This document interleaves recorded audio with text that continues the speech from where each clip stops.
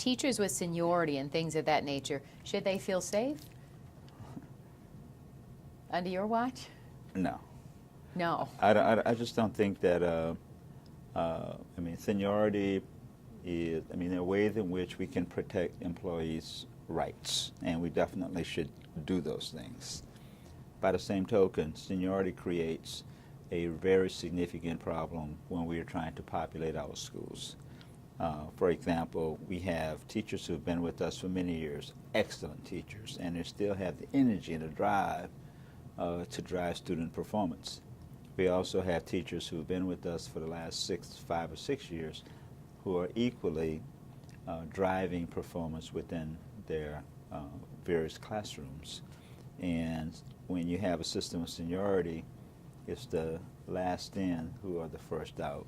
So why not create a system where principals, including the union, can come together and determine which teachers will go into our classrooms. Gotcha. So tell me about this then. Your plan to close 32 DPS schools and to turn 45 into charter schools. A lot of people are criticizing that. A lot of people feel like, why transform schools into charter schools? Some people don't believe in charter schools. Some people believe that teachers don't have to be certified, or they don't have to live up to the same standards as DPS public schools. What do you say to those people? Well, that's somewhat of a myth. I mean, the charter school movement has been part of Michigan's statutes for a number of years. The DPS itself chartered 9 schools. And so charter school teachers are equally as committed as Detroit public school teachers. Many of them are certified teachers. But at the end of the day, what it does, it gives parents an option. We're creating a system of schools, not a school system. And what we should care passionately about in Detroit is that every child in the city of Detroit receives the very best education that can be delivered, so that those kids can compete in a world far beyond Detroit. And it should not matter whether that child is being educated in a Detroit public school, charter school, parochial, or a private school. Our focus should be on all of those kids, young children in Detroit, receiving the very best education.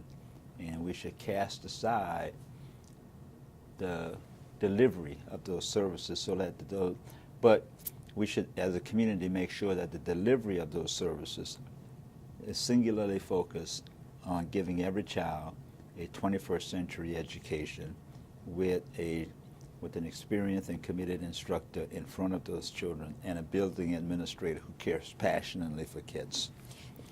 Tell me this, when you first got here, you received so many awards and accolades. I mean, Channel 7 made you the Newsmaker of the Year, Cranes made you the Newsmaker of the Year, and I can go on and on. School organizations gave you awards. Yet, just recently, you know, when you were an audience of 300 parents, teachers, and students, you were booed a bit. Does that hurt, or how do you respond now, 2 years? I know it's been a tough job, but how do you respond when people are booing you and calling you the evil man and a coward and all of those words like that? It's the same crowd that's been following me for the last 2 years. It's a small band of members of the by any means necessary. I mean, they were at every public meeting that I had over the last several years. You know, they've called me everything but a child of God. And what distresses me the most is the fact that we have a small group of adults who are leading a small group of DPS students who take those kids, have those children leave their school in the middle of the school day. But these adults have their education. I mean, they have their baccalaureate, they have their advanced degrees, but they aren't working to ensure that these children whom they're leading can receive the very best education that Detroit Public Schools can provide them, so that they themselves can move on. I'm not against protesting, anyone protesting. But also, what has surprised me the most is the fact that adults are training these young children to be so disrespectful of adults. And even some of the adults are, with children, are being very disrespectful. So it's what is it we're teaching our children? And so, you know, I've learned I'm numb to those criticism, the types of criticism that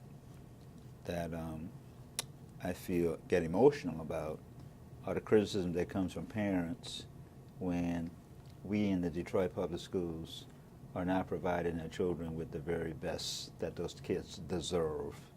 And you know, you have to sit there and you take the venom that comes from parents, and then you work with them to correct those problems and those issues. And that's where I want to that's where I spend my time and energy.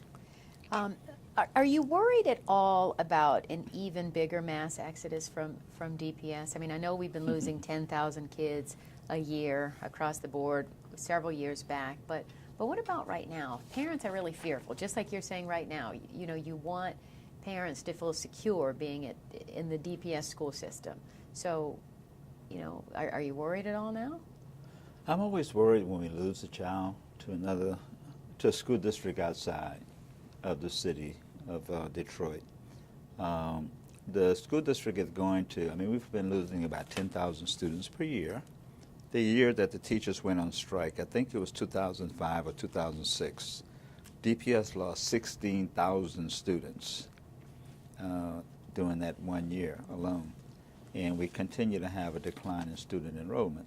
And that's why I think creating a system of schools gives parents the option of keeping their children in a school within the city of Detroit and a school within their neighborhood, given the fact that we've closed so many schools over the last 2 years, and we still have additional schools closures on the list for this year as well. Right. I visited one of those schools, Mann Elementary, with Principal Gwendolyn Frencher a couple of days ago, really.